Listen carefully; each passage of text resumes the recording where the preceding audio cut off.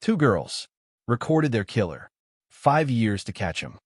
February 13th, 2017. Delphi, Indiana. Two best friends. Libby German, 14. Abby Williams, 13. They had the day off school. Snow makeup day. So Libby's older sister dropped them off at a hiking trail. The Monon High Bridge. An old abandoned railroad bridge. We told each other we loved each other, Libby's sister said later.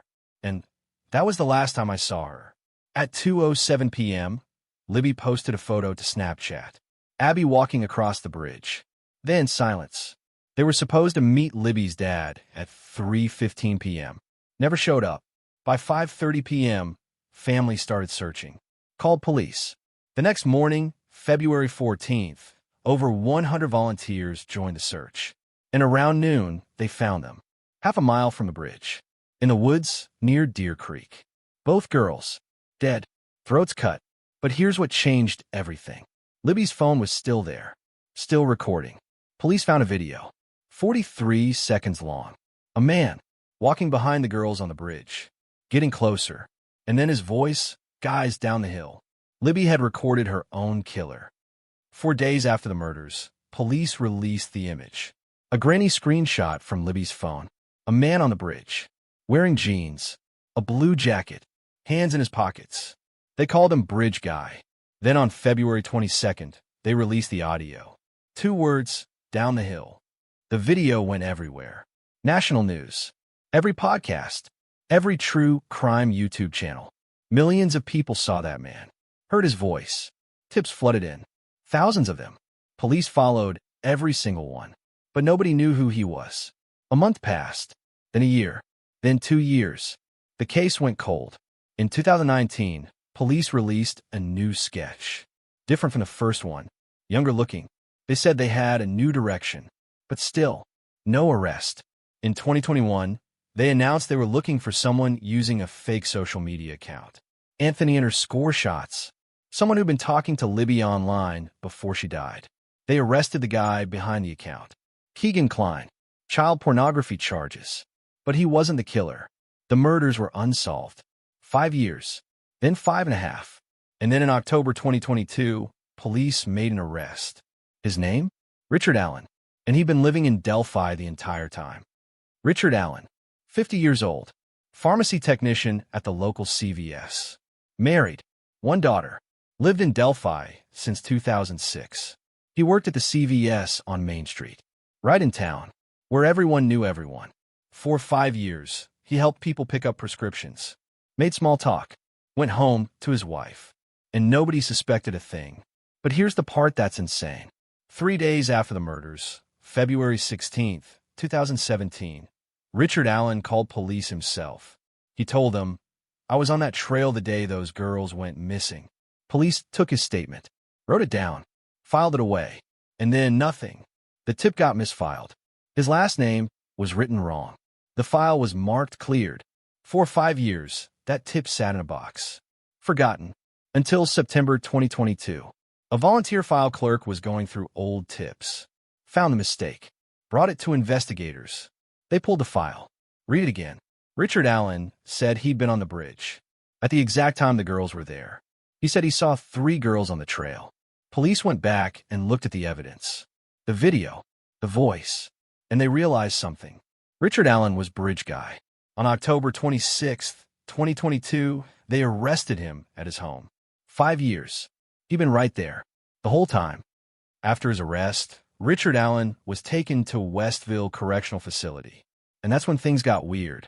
At first, he said he was innocent. Told his family. Told the prison psychologist. "I didn't do it." But in April 2023, something changed. He started confessing. To everyone. He confessed to his wife. His mother. The prison warden. The psychologist.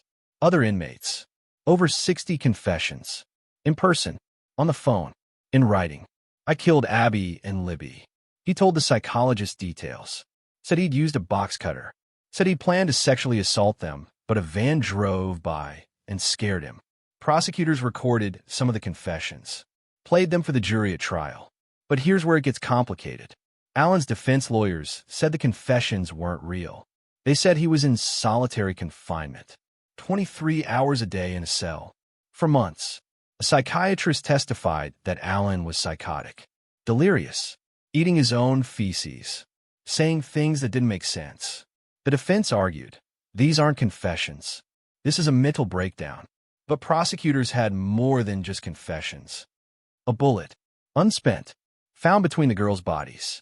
A firearms expert tested it, said it had been cycled through Richard Allen's gun. A .40 caliber Sig Sauer.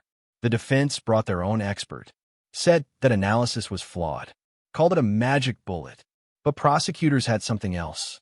A state trooper who'd listened to over 700 of Allen's phone calls from prison.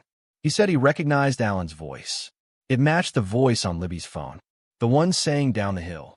And then there was the timeline. Richard Allen admitted he was on the bridge between 1:30 and 3:30 p.m. on February 13th, 2017. That's the exact window when the girls were killed. He said he was wearing a blue jacket. Jeans. Bridge guy was wearing a blue jacket. Jeans. Allen said he saw 3 girls on the trail that day. Witnesses saw 3 girls, and they saw Bridge guy. The pieces fit. On October 18th, 2024, Richard Allen's trial began in Delphi. The jury heard 17 days of testimony, saw the video, heard the confessions, reviewed the evidence. On November 11th, 2024, after 19 hours of deliberation, they came back with a verdict. Guilty on all counts. 2 counts of murder.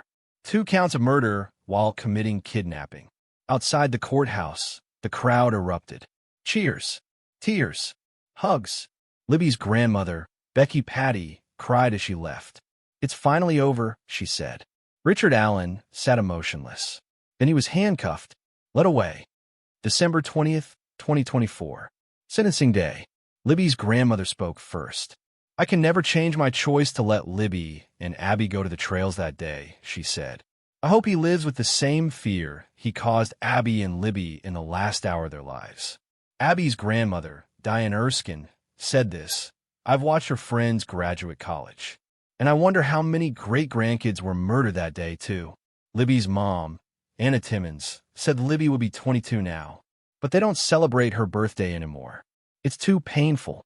Mike Patty, Libby's grandfather, looked at Richard Allen and said, you could have taken accountability. You need to stand up and not appeal. Judge Frangul asked Richard Allen if he wanted to speak. He declined. Then she sentenced him 65 years for murdering Libby, 65 years for murdering Abby, to be served consecutively, 130 years total. He's 52 years old. He'll die in prison. Richard Allen was taken back to Westville Correctional Facility, then transferred to Oklahoma to serve his sentence.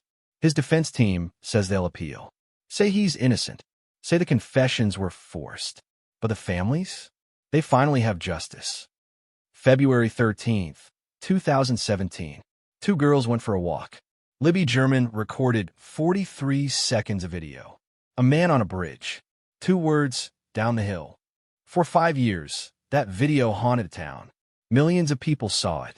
Nobody knew who he was, until a volunteer found a misfiled tip, and police realized he'd been there the whole time. Richard Allen, the pharmacy technician, the neighbor, the man who called police himself 3 days after the murders. On November 11th, 2024, a jury found him guilty. On December 20th, 2024, he was sentenced to 130 years.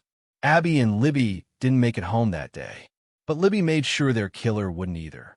She recorded him, and 7 years later, that video put him in prison for life. This is the story of the Delphi murders.